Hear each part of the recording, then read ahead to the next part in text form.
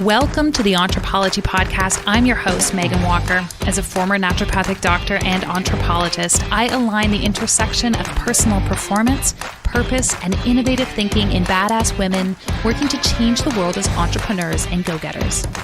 Anthropology is the study and science of what makes an entrepreneur think, feel, and perform in a path compelled by a vision for helping others, solving problems, while building a life on your own terms. Together, we are exploring the health, mindset, and strategies that distinguish the world's best entrepreneurs. This is the Entrepology Podcast. My husband likes to joke that I am a rule follower, and I throw a great deal of contention at his assertion because I actually couldn't think of anything that's further from the truth.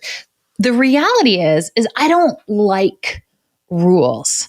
I don't like rules that don't make sense. I don't like rules that feel forced upon me. And I really delve into this in our own mastermind where I frequently cite this notion that I don't work from a place of rules. I work from a place of frameworks. But I do believe that they have a place in both our society and in our lives. So while I don't enjoy rules and definitely don't like rules being placed upon me, I simultaneously don't like getting in trouble. I simultaneously appreciate at least understanding what the boundaries are and the expectations of my behavior. And so when it comes to living my own life, when it comes to being able to execute in alignment with my own values, I actually leverage rules in a really interesting way. You see, a few years ago, I read one of my most favorite books. It was completely impactful on my life because it changed my way of thinking, and it's called The Code of the Extraordinary Mind. It was written by Vishen Lakhiani, who's the founder of Mindvalley. And Vishen talks about this idea of brules, also known as bullshit rules. These are rules that society has created, the culturescape has created for us. And what happens when we are unintentional about the rules that we want to live by is that by default, we start to subscribe to society's rules for how things should be done. Society's rules include things like how we should feed our kids, how we should educate our children, how we should dress, what is considered beautiful, what is considered successful financially, what is considered successful from an acquisition perspective, or the type of car that we drive. If we aren't clear on defining our own set of rules in life, Vishen contends, and I have observed, that we fall victim to these brules that are created by society. And so I made a decision, and I feel like most of the things that happen in my life in a positive way come from one, having clarity, and two, making a decision about how I want to live and being intentional around how I want to live, that I was going to start to set my own rules. And what I found when I set my own rules is, as much as I don't enjoy having them imposed upon me, what it did for me in my own life is it created a set of boundaries, and it created for me a framework that I committed to living by. And when I designed my own rules, what it meant was I understood how to play my own version of the game. It enabled me to play a version of the game that was completely in alignment with my values, in alignment with my goals, and in alignment with where I wanted to go. And I never really started to explore or talk about this idea. In fact, I hadn't really had a framework around this idea for the last few years. And recently, a number of people had asked me, how did I stay focused on certain things? How did I know what action to take in the heat of a moment? And really what it came down to was actually pre-planning my rules.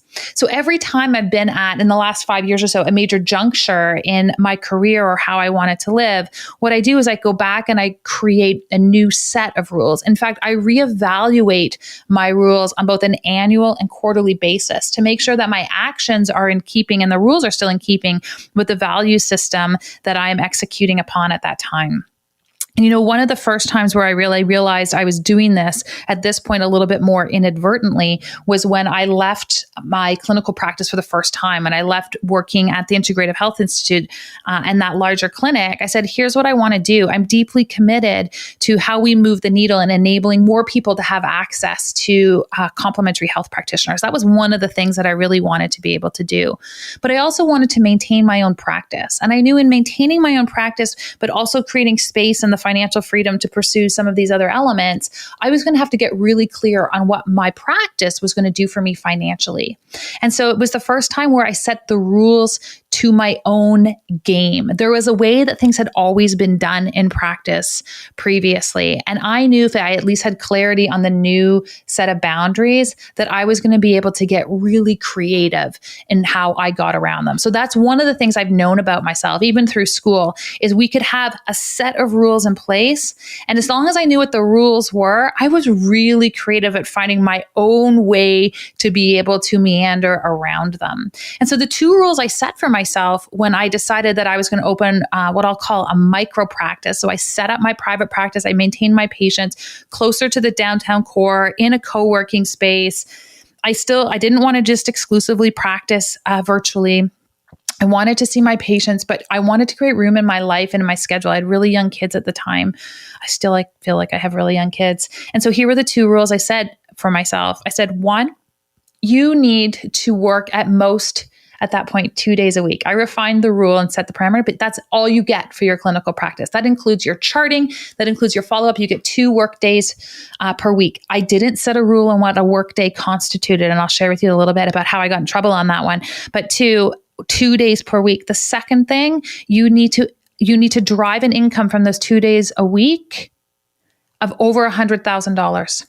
And what it forced me to do when I made those 2 rules about my practice was I had to structure my practice, and I had to structure my revenue streams from that practice in such a way that, one, they were diversified, but 2, I was doing more than just trading time for money. See, being intentional around the rules to the game meant that I had creativity in other areas of how I worked. And that's one of the things I really want to encourage everyone to have a look at. I still had my rules from my regulator that I had to make sure that I was compliant with, but I was very clear on the 2 objectives that my business needed to achieve. And when I had clarity around those pieces, those elements that I wanted to have in my own life, it enabled me to start to create something with a new level of creativity. It was no longer about, I'm going to do it kind of like everybody else has always done it. It was, no, I'm going to do it in alignment with this new set of rules. And so I was able to achieve that. And where I got into trouble on it, and I said I would circle back to this piece, is I said 2 work days per week, and you absolutely can't carry your work outside of that. And I was frequently finding myself at 10 o'clock at night, still in my office in that downtown core, trying to complete my files, or trying to ensure that I finalized follow-up for my patients. So I missed the opportunity to create a third rule, which was around defining what my workday would look like.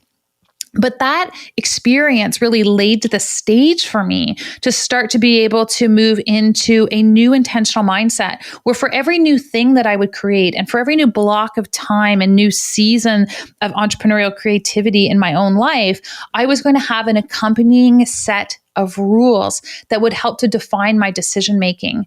One of the things I know we all have the opportunity to fall victim to is this notion of big shiny object syndrome. And how do we know on a gut check level whether or not a new opportunity that comes our way is actually in alignment with where we need to go? For me, one of the ways that I am able to say no, even when emotionally in the moment I may want to say yes, is I've created a new set of rules for the season that I am in now. Those rules relate to family. Those rules relate to how I run a business. And where I don't need rules, because I'm really clear on my values, I don't include them.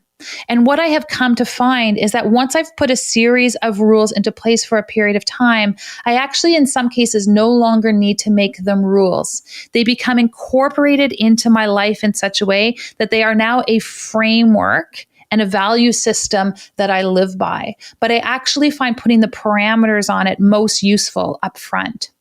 When I first found out that I had celiac disease, it was incredibly helpful for me to know the rule was no gluten ever at any time. It enabled me to have that boundary in place. It enabled me to have strength when there was like really amazing smelling bread close by. But over time, I was able to lift that rule, not because I wanted to cheat, but because it just became a way of life that was so deeply integrated. And if occasionally gluten snuck into my world, what I knew is it wasn't part of the framework of how I lived to make that choice. But at the same time, if it was really worth it, I wasn't going to die. And I knew I had the discipline to go back to that framework of how I enjoyed living. So to me, the rules are really about setting the lines in the road. And the framework is where the pavement becomes that dirt road, but where we suddenly don't necessarily have that exact same line, but we have the intention of a road that we can start to live by. And so when it comes to rules and it comes to our seasons of life, I change these rules over time, but I very intentionally create them. And so as I set my intention for the year and my intention for 2021, my word for 2021 was disruption. And I'm already like leaning into what I think my word's going to be for 2022. I knew that I also needed to have a new set of rules that I live by. And as I got deeper into 2021 and as we're embarking on the second quarter, I got really clear again based on things that were going on in my own life around where I needed to have clarity. And so what I want to do is I'm going to share with you my rules, my Q2 rules, and what I am living by right now, the things that will eventually just become frameworks for how I want to live my life. And sometimes I have to take rules that were previously framework and I have to nail them back down again because I was losing course with respect to my priority, which was actually I'm going to share 5 rules that I'm living by right now. My first rule was actually because I was losing track of my health. I'm going to share with you what my new rules look like. And then I'm going to give you a framework to being able to start to create these rules yourself. So my first rule in Q2 was your health comes first. And I got really clear around what that meant. But part of why I had to come back to making this an actual rule is that I have something I call a 5 a.m. project. And I'll do a separate podcast on this, but just suffice it to say, a 5 a.m. project is something that is outside of your main goal set. For me, a 5 a.m. project is something that will get you out of bed at 5 a.m. if that's when you choose to execute on it. And it's so exciting and it's just fun and it's a little bit different and it may not be related to your life goal or your business goal, but it's something that you actually want to put your time and energy into. It could be a hobby. It could be a side project. And for the last 4 months, I had a 5 a.m. project that I was working towards. It's something that I've hinted at before. I'm going to share a little bit more about over the next few weeks, but the project is called the Entrepology Planner, more to come. And we're just in the final wrap-up stages of that. But what I realized, what was getting me out of bed in the morning was working on this project. And my health, although I'm deeply committed to exercising regularly, and we've got all these cool biohacking tools in our own world, my health was something I had to like squeeze out of me in terms of willpower. So there were some nights at 7 o'clock, I was like jumping onto the Peloton because I had run out of time throughout the course of the day. I had prioritized all these other things. And as we wrapped up this most recent 5 a.m. project that I was literally working on at 5 a.m., but that's not how it has to roll. I was realizing that my health was becoming a byproduct and was taking a ton of energy and personal discipline. And so what I did, my very first rule of Q2 is that your health comes first. And for me, when I say health comes first, I literally mean it is the first thing I attend to over the course of the day. The only exception to this is if I have a kid that wakes me up at night, which sometimes happens more frequently than others, gaining that little bit of extra sleep in the morning or letting me modify my routine in favor of restoration. That was one of the caveats to this rule. But when I say health comes first, what I mean is I created a really simple routine that we are executing on. So every 30 days, we pick a new 30-day challenge in terms of exercise. Right now, my husband and I are doing a 30-day Pilates challenge. And here's what happens is I get up every morning, not as early as normal, not as early as my 5 a.m. project, but I'm executing on rule number 1, which is your health comes first, by 6:30 every morning. And here's what we do. It takes us usually 35 to 40 minutes to complete it. The first thing I do is I go straight downstairs and I stand in front of my Juve. So my Juve is my red light therapy. We'll link up in the show notes a link to the episode where I spoke with the founder of Juve. I stand in front of my Juve and I stretch, and 2, I drink water, and 2, I just set my intentions for the day. So I spend 10 minutes in front of my red light therapy panel, which ironically is right in my podcast studio. It's right beside me right now. I move from my Juve, and while I'm doing the Juve, Greg, my husband, is setting out our yoga mats downstairs. We flip on our Peloton app. I swear I get no endorsements from Peloton. I just actually really love it. We do a Pilates class. Sometimes we have time to do a 45-minute class. Sometimes we only have time to do a 10-minute class. It doesn't really matter. We do it every single day. We're committed. We're doing our 30-day Pilates challenge. And then I go upstairs and literally, as I'm in the shower, I'm also filling up the bathtub. And every single day I have been doing a cold plunge. I aim for 1:30 to 2 minutes in that cold plunge, and I feel amazing. The whole routine takes 30 minutes.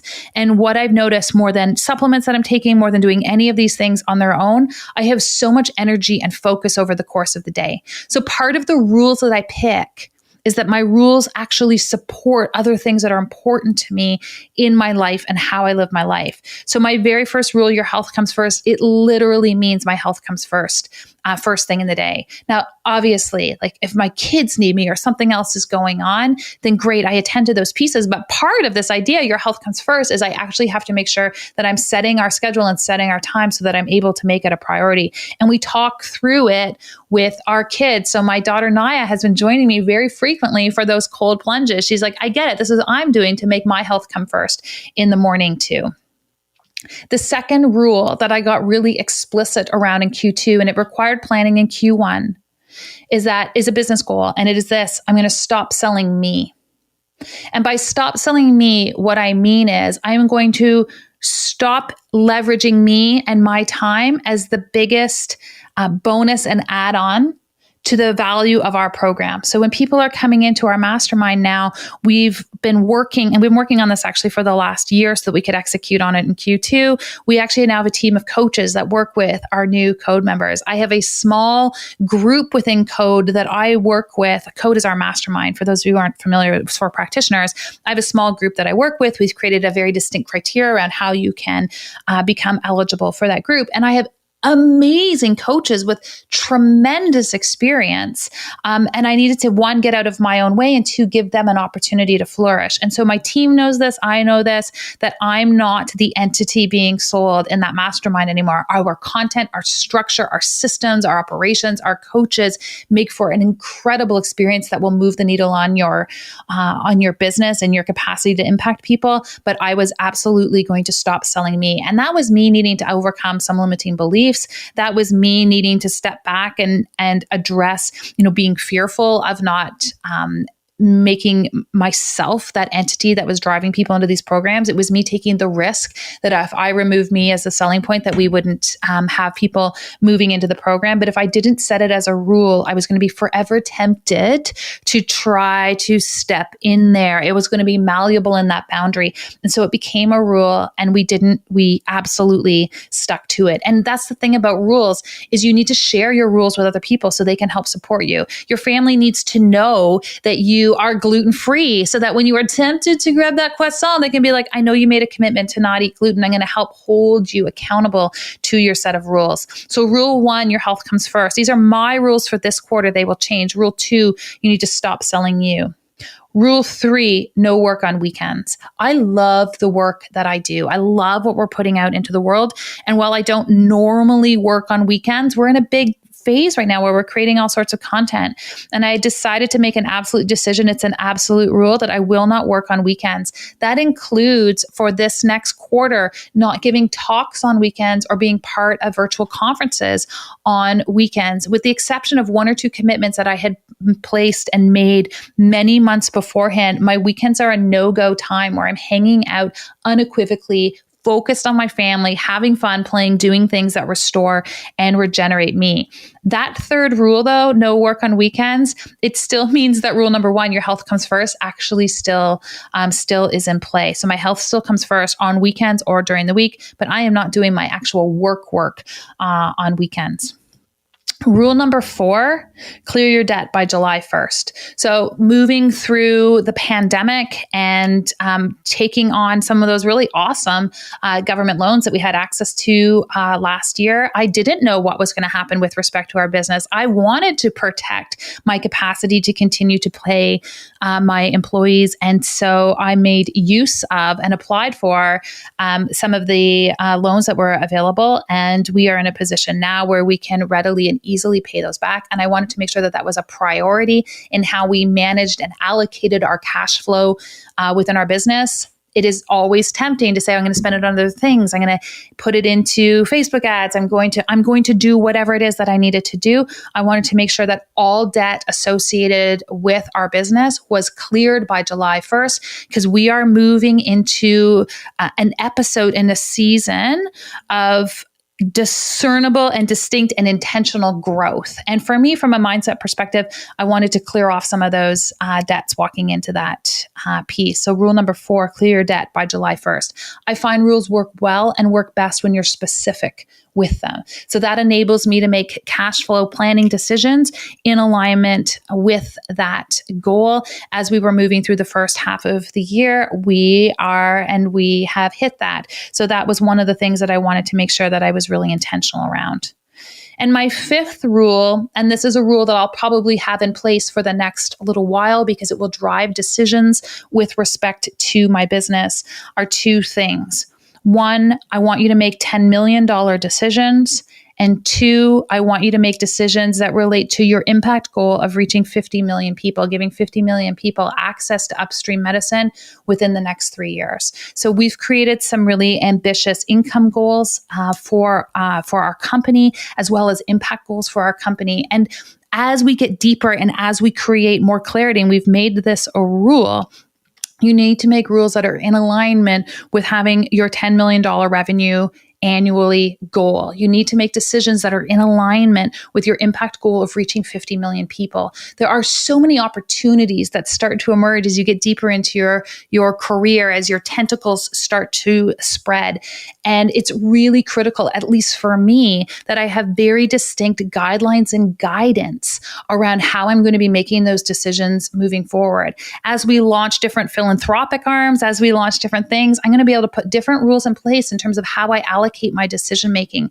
But right now, while we're putting the structure in place to be able to hit these 2 critical goals, it's important for me as the CEO of our company and as the CEO of my own state of leadership and health that I am making decisions that are in alignment with these 2 outcomes. Because I know if I do that for a period of time, we're going to be in a position where we can start to make new rules and new goals that actually work adjacent to these.